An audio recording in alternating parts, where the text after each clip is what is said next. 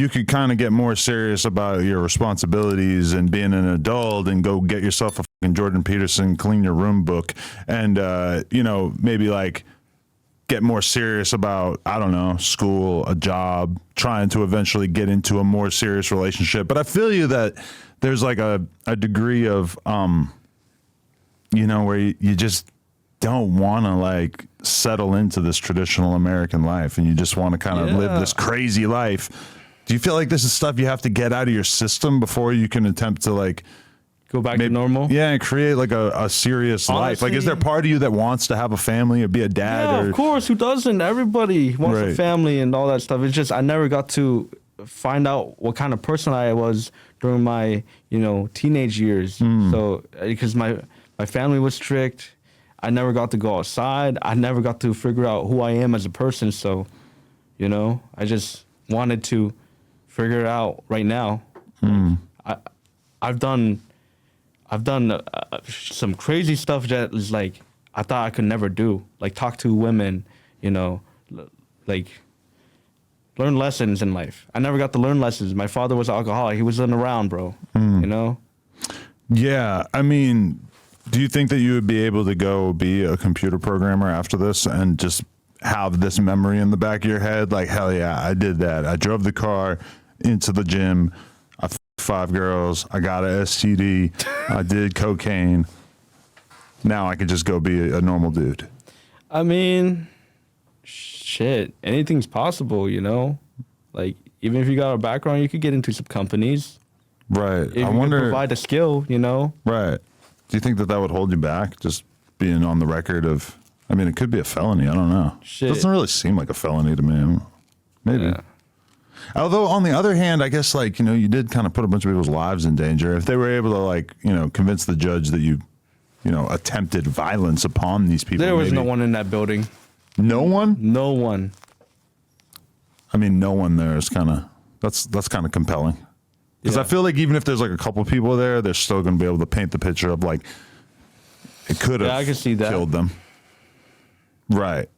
So what's left for you to do now before you turn yourself in? I don't know. I lived a full life. I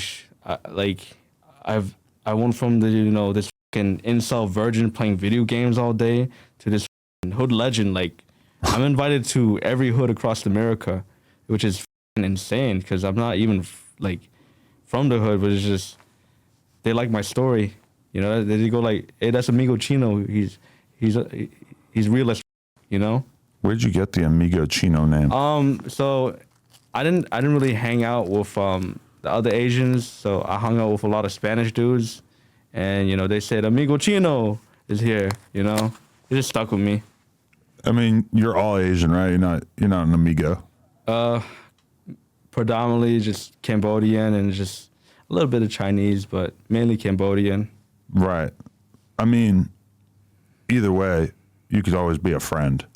Yeah. So you could always be an amigo to somebody. Yeah, I like to be friends with everybody. I don't judge people for their sexuality, political views, or race. I just want to party with everyone because no one accepted me for who I was. And to be fair, the most famous Migos that come to mind don't even speak Spanish. Yeah, it's the funniest. Rest in peace, Takeoff. Yeah. Yeah, man. I feel like you're in an interesting position where you can kind of like just make your decision about where you want to take your life, what you want to do with yourself. And I don't know, I guess I would encourage you, just because I've seen this story play out a million times before. Don't think that drugs are going to make you happy in the long run, and don't think that just getting large amounts of is the meaning to life. Because yes, it's nice. Yes, it's fun. Yes, even like the drug doing and shit. I feel you, man. That shit is an important thing, I think, for a lot of people to get out of their system, to just know what it's like to party and stuff. And a lot of people want to kind of put themselves through this like ritualistic test to see if they can survive torturing their body with drugs and alcohol for like their 20s. I know I certainly did. But in the end, I don't know. I just don't really think there's much to it. And the other side of like addiction and going through all that, it sucks. And I know you're brand new to it, so you don't really know how bad that shit can be and how difficult it can be to get off drugs and shit. And, you know, you could very easily end up drug addict and have that basically run your life at a certain point. Yeah.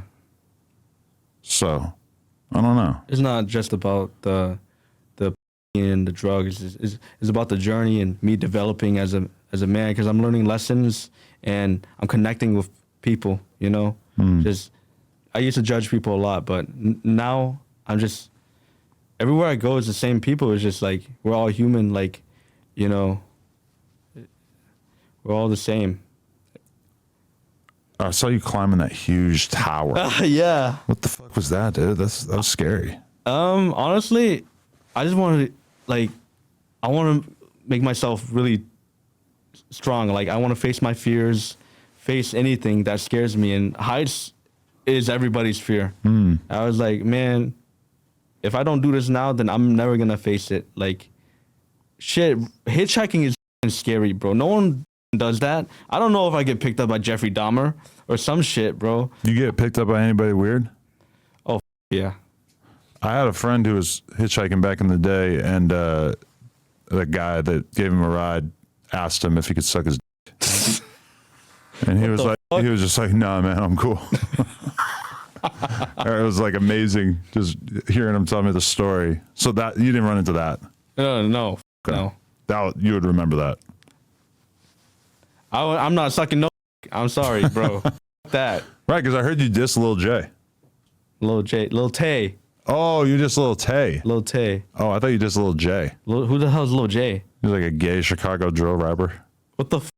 What the? I mean, he's not gay, but there's like video of him with like, punks, like little masculine ass dudes on his lap in prison and shit. And like, he had supposedly like dated this trans woman for a period of time and a bunch of other stuff.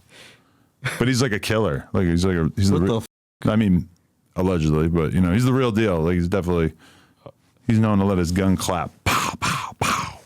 Let his gun clap? After he clapped man's cheeks? I mean, yeah, probably. That's wild, bro. That's a different type of gangster. Yeah. Yeah, it was crazy because we've just known about him as the street legend for all these years, and then all of a sudden you just find out he's a booty goon. It is what it is.